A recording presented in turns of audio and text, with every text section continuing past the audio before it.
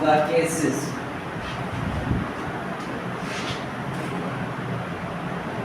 ठीक है,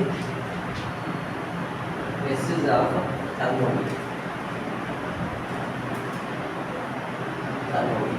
थर्मोडायनेमिक्स के केसेस लेंगे। तो अब पहला केस है कि हम देखते हैं ना, एक हमारे सिस्टम लेते हैं आइसोलेटेड सिस्टम। कौन सा सिस्टम लेते हैं? आइसोलेटेड। आइसोलेटेड सिस्टम में क्या होता है, किसी भी आइसोलेटेड सिस्टम में ना तो एनर्जी इवॉल्व होती है, ठीक है, ना निकलती है, ना एनर्जी इन होती है, ठीक है। आइसोलेटेड सिस्टम उसमें ना हमारा वर्क डन होगा, ना ही क्या होगी एनर्जी होगी, ठीक है। एनर्जी ना इन होगी, ना उसमें वर्क डन होगा। मतलब क्या है, अगर वर्क डन भी नहीं हो रहा है, इंटरनल एनर्जी चेंज नहीं हो रही, तो हम क्या इस एक्सप्रेशन को लिख सकते हैं ना, first law of thermodynamics. Heat energy दे रहे हैं लेकिन उसमें क्या है, वो नॉन कंडक्टिंग वॉल्स लगी हुई है, ठीक है, जिसको हमने क्या बोला था, एडावेटिक सिस्टम, ठीक है, जिसमें ना एनर्जी जाती है, ना एनर्जी आउट ऑफ आती है, और ना वर्क उसमें होता है, ठीक है। तो चेंज इन एनर्जी क्या होगी, 0, प्लस वर्क डन क्या होगा, 0। तो हम ये कह सकते हैं कि आइसोलेटेड सिस्टम में इंटरनल एनर्जी और वर्क डन दोनों क्या होते हैं, 0, ठीक है। इंटरनल एनर्जी और वर्क डन दोनों 0 होते हैं। अब ये थोड़ा सा इंप्रूव इसका आज जो है आगे नंबर 1 केस जो है हमारा, वो है आइसोबैरिक।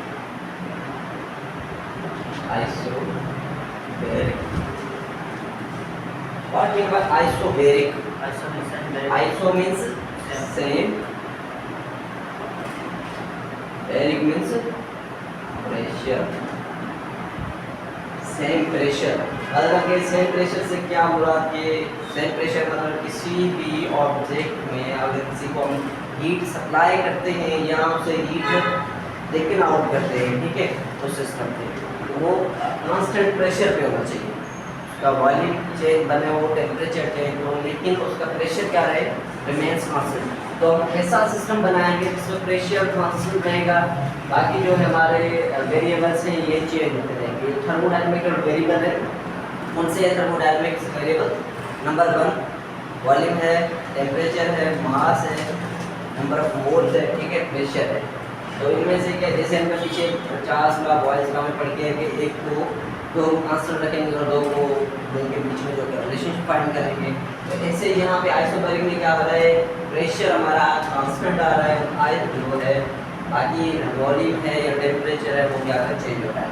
तो फर्स्ट ऑफ ऑल हम इसकी डेफिनेशन लिखेंगे, when heat supply are taken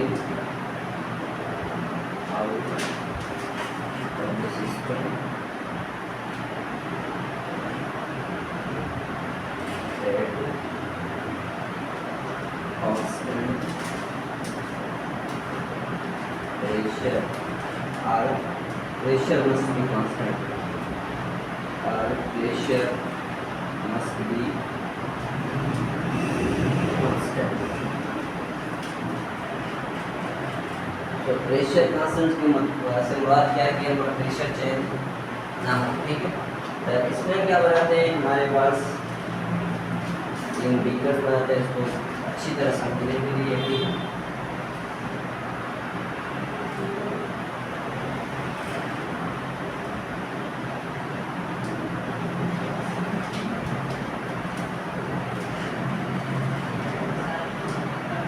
ये हम मान लें कि ये है, ये बी है और ये सी है, ठीक है।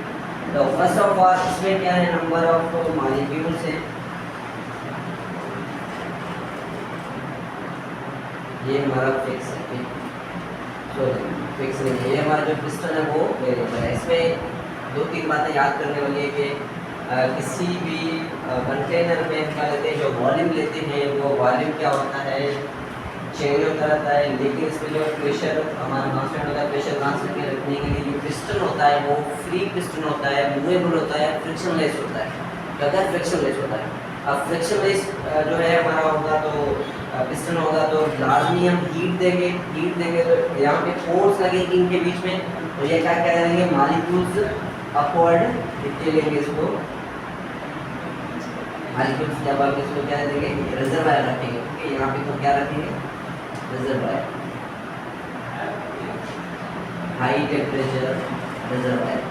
हाई टेम्परेचर रिजर्वायर से मुराद क्या कि रिजर्वायर क्या होता है कि टेम्परेचर को मेंटेन करता है। अगर यहाँ पे टेम्परेचर है तो टेम्परेचर को मेंटेन करेगा, प्रेशर है तो प्रेशर को मेंटेन करेगा।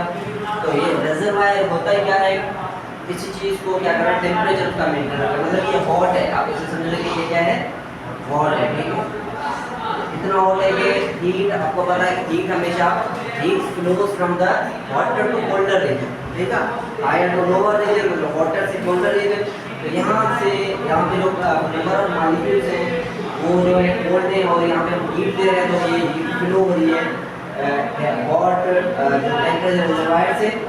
पिस्टन क्या है, हमारा पिस्टन मूवेबल है, ये बात याद रखनी है, पिस्टन फिक्स नहीं है, इसमें पिस्टन मूवेबल लेते हैं, ठीक है, फ्रिक्शन लेस होता है, फ्री होता है। अब जब पिस्टन हमारा यहाँ पे फ्री है तो क्या होगा, पिस्टन फ्री है तो क्या होगा, दूसरी कंडीशन में यहाँ पे देखना, पिस्टन फ्री है तो हमारा पिस्टन क्या आ जाएगा, ऊपर आ जाएगा।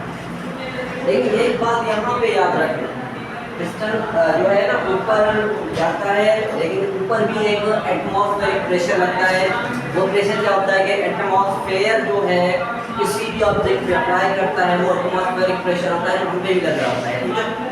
अगर एटमॉस्फेरिक प्रेशर यहाँ से लगता है ऊपर, तो जितना एटमॉस्फेरिक प्रेशर नीचे हमारी जो है हॉट वाटर रिजर्वायर लगा हुआ है, मॉलिक्यूल्स ऊपर जा रहे हैं, मतलब जितनी हीट एनर्जी यहाँ से मिल रही है, तो ये जो प्रेशर ऊपर से लग रहा है ना इस पिस्टन पर, वो कम है।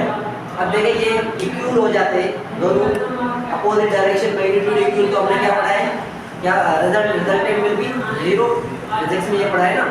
अगर हम किसी भी दो चीज़ों के बीच में डायरेक्शन उनका अपोजिट हो, लेकिन वो क्या है उनका जो है मैग्नीट्यूड सेम हो, तो वो क्या होंगे, रिजल्टेंट जीरो देंगे। लेकिन यहाँ पे जो है मैग्नीट्यूड आपका हीट जो है रिजर्वायर जो हमें हीट सप्लाई कर रहे हैं सिस्टम को, इसका मैग्नीट्यूड ग्रेटर देन जो एटमॉस्फेरिक प्रेशर है उसके मैग्नीट्यूड से ज़्यादा है। तो इसीलिए पिस्टन क्या होगा, पिस्टन मूव होगा, ये रुकेगा, यहाँ पे पिस्टन मूव होगा। तो पिस्टन मूव होगा तो मैंने पिस्टन यहाँ दूसरी कंडीशन में यहाँ पे बना ली है। अब क्या है कि इसका प्रेशर जो पहले वही था, ठीक है, अब पिस्टन मूव हुआ, जो है हमने हीट दी तो एनर्जी ज़्यादा होगी, लेकिन प्रेशर ज़्यादा नहीं होना चाहिए, इसीलिए मैंने मूवेबल पिस्टन लिया है। प्रेशर ज़्यादा नहीं होगा क्योंकि जब ये मूवेबल पिस्टन जो है मूव करके ऊपर जाएगा ना, तो इसका जैसे हीट बढ़ती जाएगी, हीट बढ़ेगी तो प्रेशर क्या होगा, हमने पढ़ा है ना, वॉल्यूम जो है हमारा इंक्रीज होता है तो प्रेशर डिक्रीज होता है। अब देखिए वॉल्यूम यहाँ पे इंक्रीज होगा तो इधर वॉल्यूम इंक्रीज है तो प्रेशर यहाँ पे, वॉल्यूम डिक्रीज है प्रेशर इंक्रीज होना चाहिए, क्योंकि हीट देंगे, हीट देने के बाद क्या होगा कि ऊपर जाएगा, ऊपर जाने के बाद वॉल्यूम बढ़ जाएगा और प्रेशर हमारा सेम रहेगा। प्रेशर क्या रहेगा, सेम रहेगा। प्रेशर क्यों सेम रहेगा, क्योंकि अमाउंट ऑफ एनर्जी ज़्यादा है यहाँ पे, तो अगर ये फिक्स्ड होता तो इसका प्रेशर क्या हो जाएगा, प्रेशर क्या हो जाता, बहुत कम हो जाता, ठीक हो ज़्यादा हो जाता। अब यहाँ पे ऊपर गया तो इसका प्रेशर मेंटेन हो रहा है, प्रेशर मेंटेन हो रहा है, ठीक है। तो यहाँ पे हमने लिया मोल, यहाँ तक आ गया। अब इसमें देखें क्या हुआ, कितना वर्क हुआ, मतलब ये चेंज हमारे आप मान लें, यहाँ इसको आप वॉल्यूम कह लें, इसके वॉल्यूम में इतना चेंज आया, ये सेम पिक्चर मैंने यहाँ पे बना ली, ठीक है। अभी क्या होगा, ये number one condition, number condition. अब मैं क्या करूँ कि इसी सेम कोई जो है वो क्या कर दूँ, यहाँ पे हाई टेम्परेचर रिजर्वायर है तो मैं लो टेम्परेचर रिजर्वायर से कनेक्ट करूँगा। मैं दो कंडीशन बनेगी। हमने पढ़ा है जब एक्सपेंशन होती है किसी भी सिस्टम में तो वो क्या होता है, वर्क डन पॉजिटिव होता है, एक्सपेंशन होती है, या कंप्रेशन होगी तो वर्क डन क्या होगा, नेगेटिव होगा। अगर एक्सपेंशन हो रही है तो work done by the system का पॉजिटिव। ये सवाल आ सकता है एक्सपेंशन में अगर किसी भी कोई ऑब्जेक्ट एक्सपेंड हो रहा है तो work done by the system is positive. If any object और किसी भी कंटेनर में कंप्रेशन आ रही है तो work done on the system by the surrounding means work done is negative, ठीक है। तो क्या होगा इस कंडीशन में, अगर मैं एक्सपेंशन वाली कंडीशन में देखूं तो आइसोबैरिक एक्सपेंशन, ठीक है, आइसोबैरिक एक्सपेंशन। आइसोबैरिक एक्सपेंशन में हम जो है फर्स्ट ऑफ थर्मोडायनामिक्स की एप्लीकेशन है, तो उसी के एप्लीकेशन से उसके, ठीक है, फर्स्ट ऑफ थर्मोडायनामिक्स की एप्लीकेशन।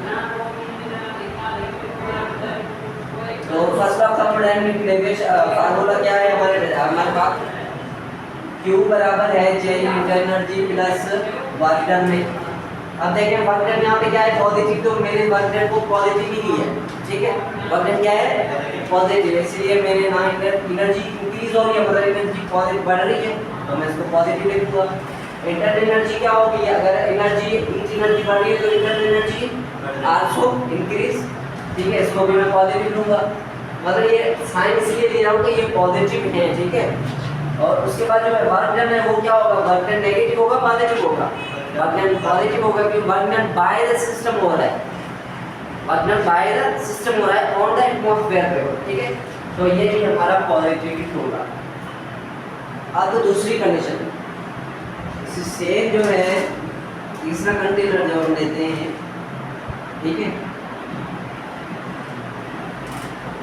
यहाँ पे हम मानते हैं कि जो पिस्टन है यहाँ पे ऊपर जो एटमॉस्फेयर प्रेशर है वो ज़्यादा लग रहा है, ठीक है, एटमॉस्फेयर प्रेशर ज़्यादा लग रहा है एज कम्पेयर टू जो हमारा हीट का, हम हीट लगा रहे हैं, रिजर्वायर लगा रहे हैं। मैंने यहाँ बोला था कि यहाँ पे हॉट टेम्परेचर रिजर्वायर लगाया है, तो यहाँ पे क्या लगाएंगे, जो हायर लगाया तो लोअर लगाया, ठीक है, लोअर टेम्परेचर रिजर्वायर, यहाँ पे हायर टेम्परेचर रिजर्वायर जिसकी हीट एनर्जी ज़्यादा होगी, और इसमें लोअर टेम्परेचर रिजर्वायर तो हीट एनर्जी कम होगी। अब क्या होगा कि इसमें नंबर ऑफ मॉलिक्यूल्स मौजूद हैं वही लोग, ठीक है, अब जो है हीट एनर्जी हम दे रहे हैं, ठीक है, लो टेम्परेचर पर रखा हुआ है, मतलब इसको हीट एनर्जी मिल रही है।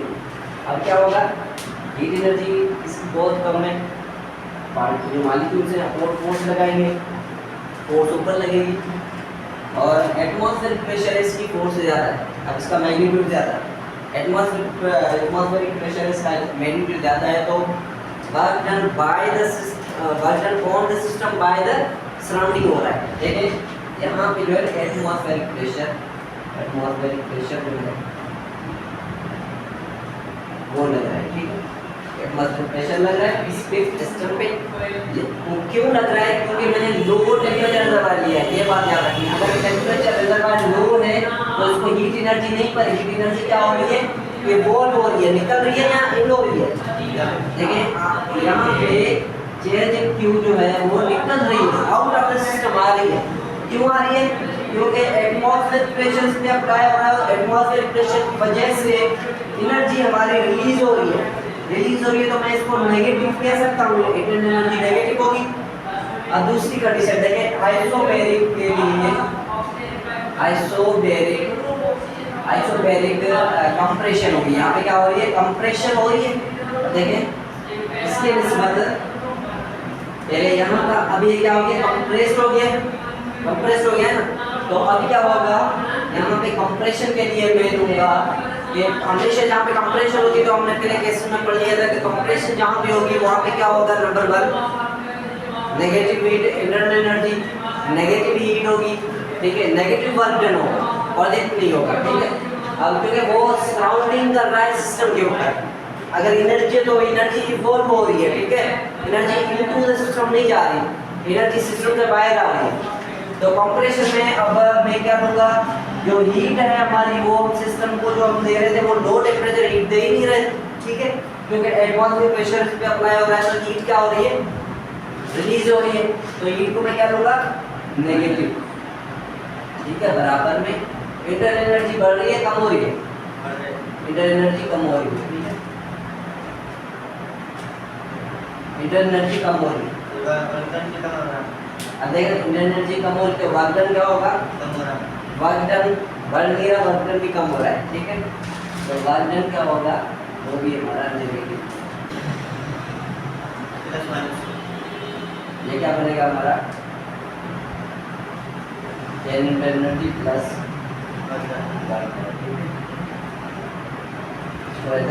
पॉजिटिव रहते हैं, क्योंकि अगर यहाँ पे जो है ना इंटरनल माइनस ये इससे तो ये क्या होगा, माइनस का जो है वो प्लस हो जाएगा। देखिए तो इसको ये प्लस का हो जाएगा, ये फर्स्ट ऑप्शन का है, इसकी कंडीशन। ये आइसोबैरिक एक्सपेंशन हो रही है, आइसोबैरिक एक्सपेंशन और कंप्रेशन हो रही है, ठीक है, उसके हम बेसिस पर और बायोलॉजिकल टेम्परेचर की वजह से ये सारा है। अब नंबर 1 उसकी एक्सप्रेशन, इस पे वर्क डन जो उत्पादित हो रहा है वो देखते हैं, ठीक है। हमें पता है कि जो है इस पे वर्क डन हो रहा है, नंबर 1 पे वर्क डन क्या होगा, W = F डॉट D, ठीक है, और W = F डॉट D, ये है वर्क डन।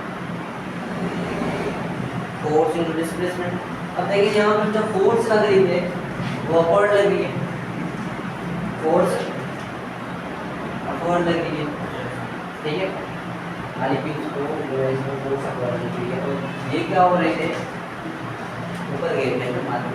अब ये स्प्रिंग जनरेट उन्होंने क्या किया, डिस्टेंस जो है चेंज इन वॉल्यूम, वॉल्यूम में चेंज आया, ठीक है, ये जो D है वो हमारा चेंज हुआ।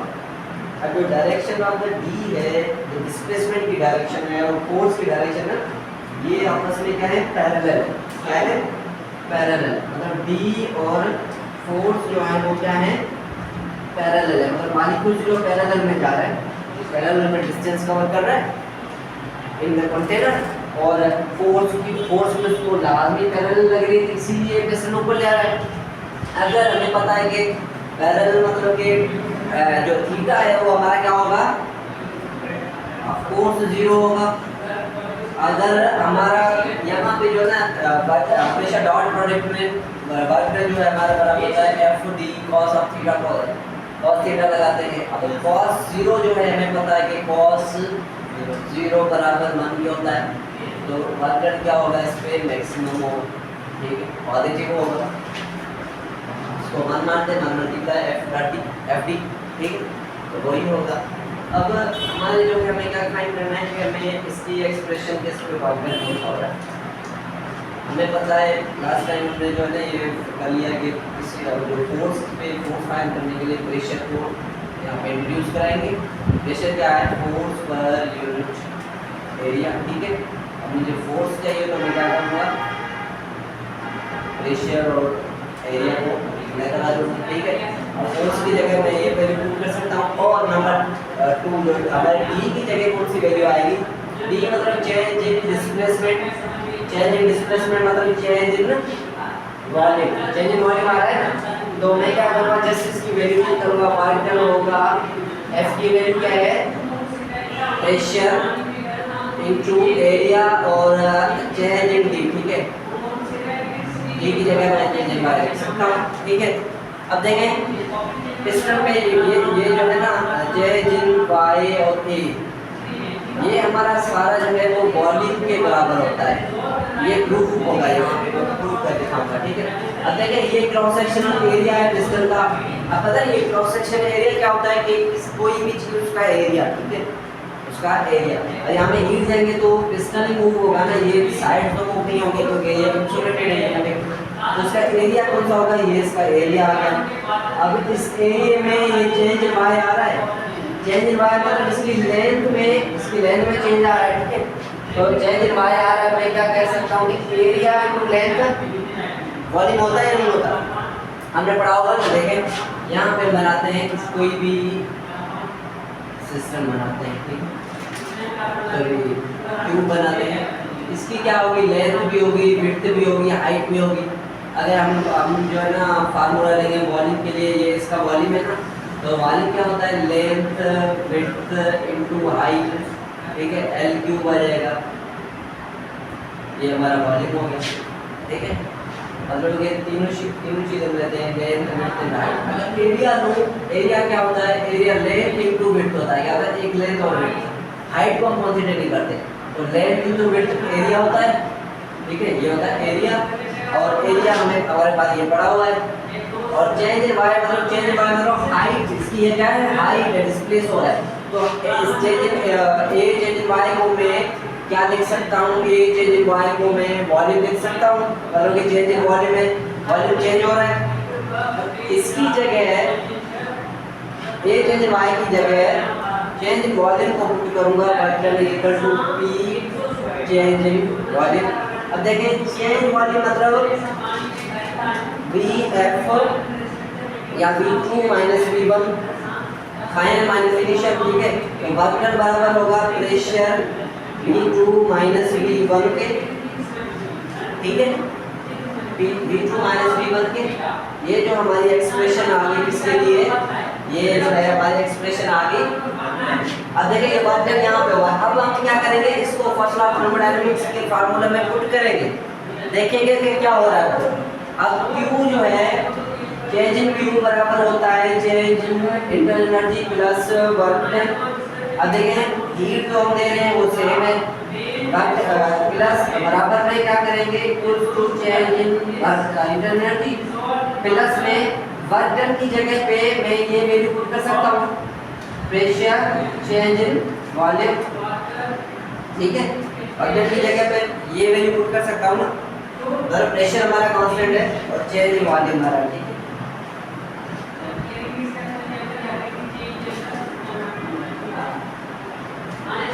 प्रेशर V2 माइनस V1 इसे लिख सकते हैं। अब यहाँ से क्या प्रूव होता है कि अगर जो हमारा आइसोबैरिक है उसमें हम क्या कहते हैं प्रेशर को कैसे भी कांस्टेंट रखना होता है, वॉल्यूम टेम्परेचर भले चेंज हो, ठीक है, प्रेशर हमारा कांस्टेंट रहता है। और इसमें दो चीज़ें होती हैं, जैसे एडियाबेटिक में जो है आइसोलेटेड या एडियाबेटिक हो गया उसमें एनर्जी और वर्क डन जीरो हो रहा है क्योंकि वो ट्रांसफर नहीं रहे। यहाँ पे ये दोनों नॉन जीरो होंगे, इंटरनल एनर्जी लास्ट में हीट देंगे तो इंटरनल एनर्जी वर्क डन भी होगा ना, इसमें वर्क डन होगा, इसीलिए तो हम प्रेशर को कांस्टेंट रख सकते हैं। अब इंटरनल एनर्जी इसकी क्या होगी, इंटरनल एनर्जी चेंज होगी, मतलब समथिंग होगी, जीरो नहीं होगी। और हमारा जो है वर्क डन है वो वर्क डन भी कुछ ना कुछ होगा, ठीक है, प्रेशर कांस्टेंट है लेकिन वर्क डन में वॉल्यूम चेंज हो रहा है, वर्क डन होगा। तो ये हमारा फार्मूला। अब हम इसका देखेंगे कि इसका ग्राफ क्या बनता है, ग्राफिकल रिप्रेजेंटेशन को देखेंगे, ठीक है। ग्राफ को देखने के लिए हम क्या करेंगे, एक x पे और एक y पे एक ग्राफ प्लॉट करेंगे, ठीक है। अब जो वर्टिकल एक्सिस है उस पे मैं बनाऊंगा प्रेशर और जो हॉरिजॉन्टल है उस पे बनाऊंगा वाटर वॉल्यूम। अब हमें पता है कि ये जो है हमारा वॉल्यूम है और ये क्या है प्रेशर है। अब नंबर 1 P1 यहाँ पे है और P2 यहाँ पे, ये प्रेशर 1 प्रेशर 2, ठीक है। और वॉल्यूम 1 हमारा जो है वो यहाँ पे है, वॉल्यूम 2 यहाँ पे। अब क्या होगा कि हमें पता है कि वॉल्यूम प्रेशर कांस्टेंट है और वॉल्यूम में क्या आ रहा है, चेंज आ रहा है। तो देखो वॉल्यूम को जब बढ़ाएंगे प्रेशर 1 पे तो ग्राफ यहाँ पे आएगा। अब आगे अगर वॉल्यूम को बढ़ाएंगे, वॉल्यूम जो V2 तक जाएगा तो आगे बढ़ता जाएगा, लेकिन अगर मैं उसको ऊपर ले जाऊँ तो गलत हो जाएगा क्योंकि स्टेटमेंट कह रहा है कि प्रेशर हमारा कांस्टेंट है तो प्रेशर P2 पे जाएगा नहीं, P1 पे ही होगा, ठीक है। तो यहाँ पे क्या होगा, वॉल्यूम पे से हमारा ग्राफ बनेगा, ये कुछ ऐसे स्ट्रेट लाइन बन जाएगी, मतलब जो है 2 पॉइंट पे वॉल्यूम पे आएगा, फाइनल वॉल्यूम में स्ट्रेट लाइन बन जाएगी, ठीक है। अब इसको मैं क्या करता हूँ, रिमूव कर देता हूँ ताकि पता चले कि ये स्ट्रेट है, ठीक है। अभी स्ट्रेट लाइन कैसे बन रही है, स्ट्रेट लाइन जो है वो कोई भी पूछे कि अगर आइसोबैरिक में जो है वो ग्राफ क्या होगा प्रेशर और वॉल्यूम के बीच में, तो वो आप कहेंगे कि वॉल्यूम के पैरेलल ही स्ट्रेट लाइन बनती है। इसके वॉल्यूम के पैरेलल, वॉल्यूम जो है हमारा चेंज हो रहा है तो उसके पैरेलल मतलब कि डिग्री 0 हो, वॉल्यूम ही बढ़ रहा है क्योंकि प्रेशर बढ़ता वॉल्यूम के साथ, तो क्या होगा स्ट्रेट लाइन कर्व जो है वो स्लोप पे ग्राफ हमारा बनता, नहीं ये पैरेलल बन रहा है टू द वॉल्यूम, तो ये हमारा graph parallel to the volume होता है। तो हम लिख सकते हैं कि जो है graph between pressure and volume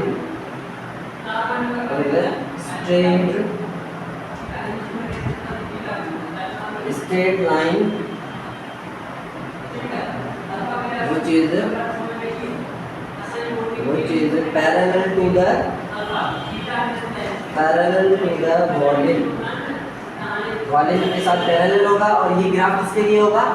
isobaric, isobaric, ठीक है, आइसोबैरिक प्रोसेस के लिए होगा। इसमें भी दो कंडीशन बन रही है, जैसे इसमें कैसे दो कंडीशन बन रही है, ग्राफ जो है हमारी जो ये बन रहा है एरो का, एरो है वो इंक्रीजिंग हो रही है, वॉल्यूम देखो V1 से V2 हो रहा है, वॉल्यूम इंक्रीज हो रहा है, क्या हो रहा है? इंक्रीज। अब मैं इसको बोलूंगा कि वॉल्यूम जो है इंक्रीजिंग हो रहा है, मतलब कि इसमें क्या होगी, एक्सपेंशन होगी या कंप्रेशन होगी? एक्सपेंशन होगी। तो इसका दो ग्राफ बनेगी, एक ग्राफ, दो ग्राफ सवाल आ सकता है कि पहला ग्राफ क्या होगा, एक्सपेंशन होगी, मतलब एक्सपेंशन हो रही है तो इंक्रीजिंग वॉल्यूम एक्सपेंशन। कोई सवाल आ जाए अगर हमारा जो ग्राफ है between the pressure and the volume isobaric है, उसमें क्या होगा, इंक्रीजिंग वॉल्यूम, इंक्रीजिंग जो है हमारी एरो आ रही है, इंक्रीजिंग वॉल्यूम हो रहा है, तो वो जो क्या किसको सजेस्ट कर रहा है, किसको जो है इंडिकेट कर रहा है? तो वहाँ पे आपके ऑप्शन आएंगे जो है आइसोबैरिक कंप्रेशन, आइसोबैरिक एक्सपेंशन, या आइसोबैरिक जो है सॉरी एडियाबैटिक कंप्रेशन, या कोई और दो अक्षर आ जाएंगे। तो वहाँ पे आपको क्या टिक लगाना है, वो टिक आपको लगाना है कि इंक्रीजिंग मतलब कि एक्सपेंशन हो रही है, इंक्रीज वर्ड आ रहा है ना, ये क्या आ रहा है, इंक्रीज हो रही है। इंक्रीज क्या हो रहा है, हमारा वॉल्यूम हो रहा है, इंक्रीज जब वॉल्यूम हो रहा है तो मतलब एक्सपेंशन हो रही है, उसमें वो एक्सपेंड हो रहा है, ठीक है। अब दूसरा इसका ग्राफ कौन सा बनेगा, दूसरा ग्राफ जो है प्रेशर और वॉल्यूम के बीच में बनेगा, V1 V2, ठीक है, प्रेशर V1 V2। अब जब वॉल्यूम जो है हमारा वो डिक्रीज होगा तो क्या होगा, वॉल्यूम जब इंक्रीजिंग से डिक्रीज हो रहा है तो P2 से V2 से प्रेशर P1, ठीक है।